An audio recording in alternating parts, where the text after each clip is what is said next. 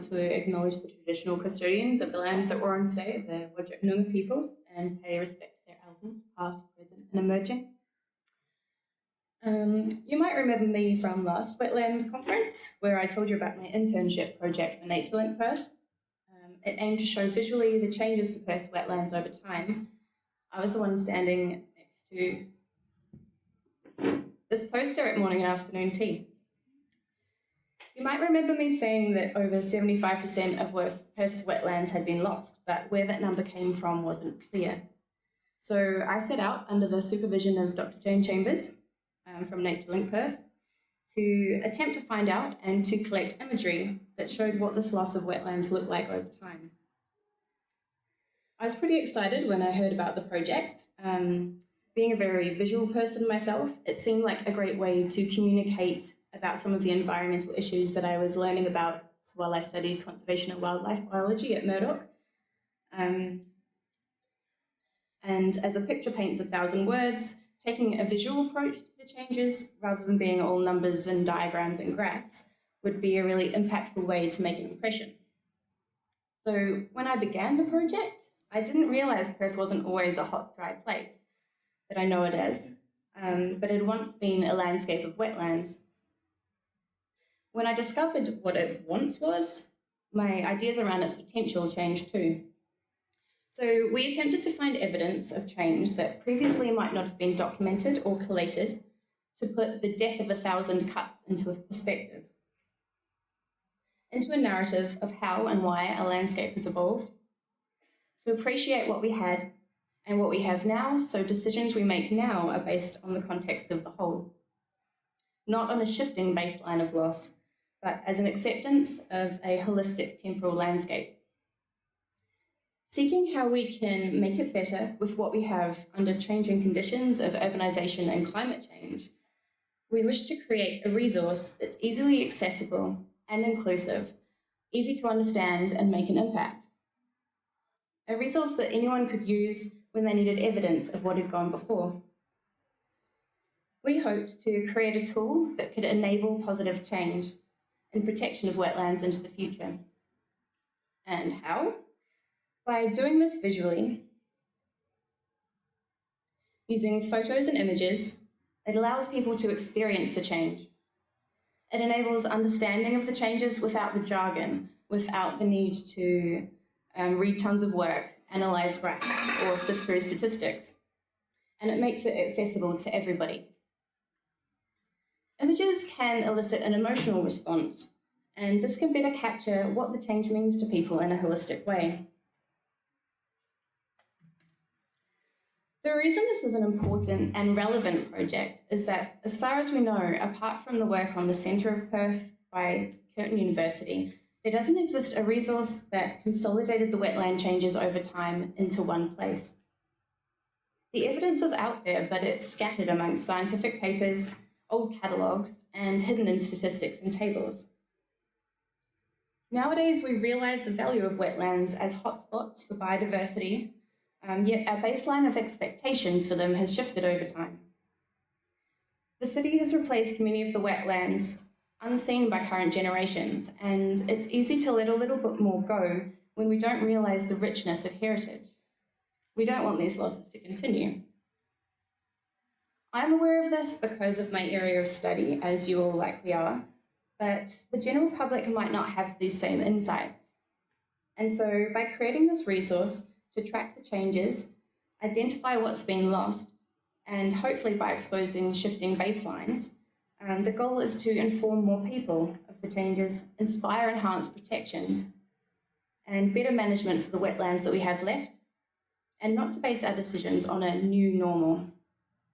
Because as we found out in part 4, people's voices count and can speak up for better protections.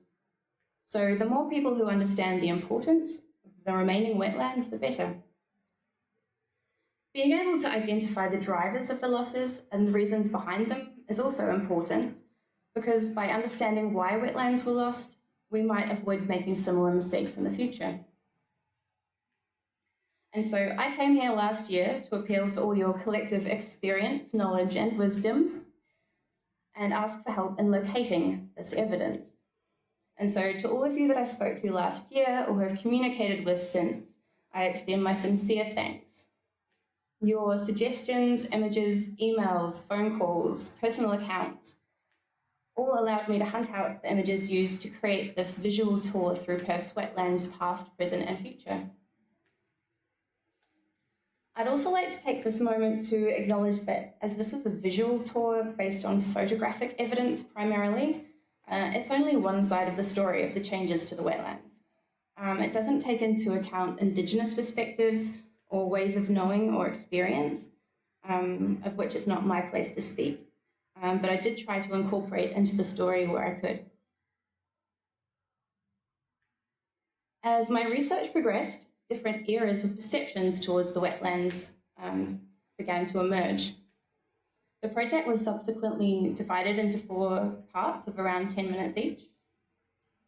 Themes of wetlands as a hindrance to be drained, shown in part 1, led to the remaining wetlands being viewed as something to improve to suit European ideals of beauty or to clear for the advancing agricultural industry, was shown in part 2.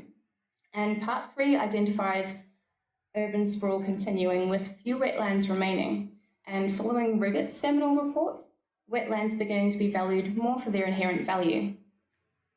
As science advanced, the protections began to be created for some. And lastly, part 4, people began to raise their voices to protect wetland areas. The perception changed towards wetlands holding inherent value in themselves. Looking to the future with the issue of climate change and population growth, we discovered more imaginative ways that wetlands can be integrated into cities, as their value for havens for biodiversity is critical. In the beginning, as the city of Perth was being built, the many wetlands in the area were in the way of the buildings. Seasonal flooding was a hindrance and brought with it the perception of bringing troubles, bad smells, infestations, and sickness. The realisation of the poor Swan Coastal Plain soils, the cracked soils, led to fertile land beneath wetlands being sought, and as population increased, a drained wetland was valuable for market gardens for food. A perception of wetlands as a hindrance, standing in the way of progress, was a theme that came through over this period. The lake disappeared when convict labourers extended the stormwater drainage system. The land was used as the Chinese market gardens. Then, as the city stretched its feet out, it was used for industry and a bottle yard. Come the early 1900s, it was filled in and turned into a grassed parkland with a few native trees scattered on the edges. And this is how it looks now, Robertson Park. We see it now as a great space, so close to the city, a place for sport, kids to play on the playground, an asset in North Perth. Of note is the redevelopment of Little Pajorlama Lake on the far side, constructed by the Friends of Robertson Park in 2004. So that's a little example of part 1 and the disappearance, the transition of a wetland into what it is now, very much not a wetland. Part 2 of the project looks at an era of improvement. As the inner city lakes are gone and the remaining ones are dredged to deepen, they're used for market gardens to feed the increasing populations as rubbish dumps or infilled and developed into parks and gardens for recreation. A common cycle is formed of draining, used for market gardens, filled in parks, buildings. Further out from Perth, improved agricultural practices allow the clearing of large areas of land and the building of drainage systems on the government dime. So I had a little sample of that. I might just skip through that in the interest of time. Part 3 covers Riggett's report in 1966 on wetlands came out, seemed to mark the beginning of a more scientific perspective towards wetlands. It advocated for the protection of them and showed a loss of around 40% over the previous 11 years. Some of the wetlands remaining weren't in great shape, and destruction was continuing in parallel with urban development. Part 4 looks at an increasing scientific understanding of wetlands and their value increased. Public policy followed to provide protections for some of them. This period marks a perception of wetlands as valuable, yet increasing challenges of urban development, densification, pollution, and climate change make it difficult to afford them the level of protection required. Yet there is hope. Examples of restoration, such as the Eric Singleton Bird Sanctuary and the Drainage for Livability, are local cases of applying advancing understanding of wetland processes to restoration. So the aims of this project were to create a visual resource with an engaging narrative and visual evidence of the changes to Perth's wetlands over time. While it's a visual project, all facts, photos, and information are sourced from reputable places and fully referenced. We discovered that people's shifting perspective towards wetlands drove the way they were used, and so influencing people's perspectives now is hope for the future of wetlands.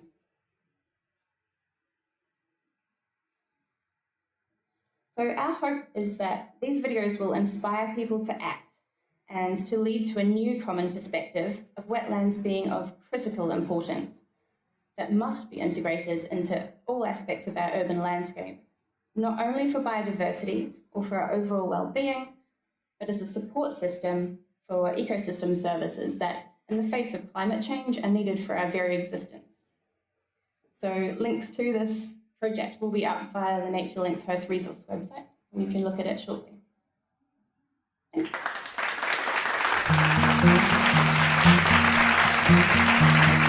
you.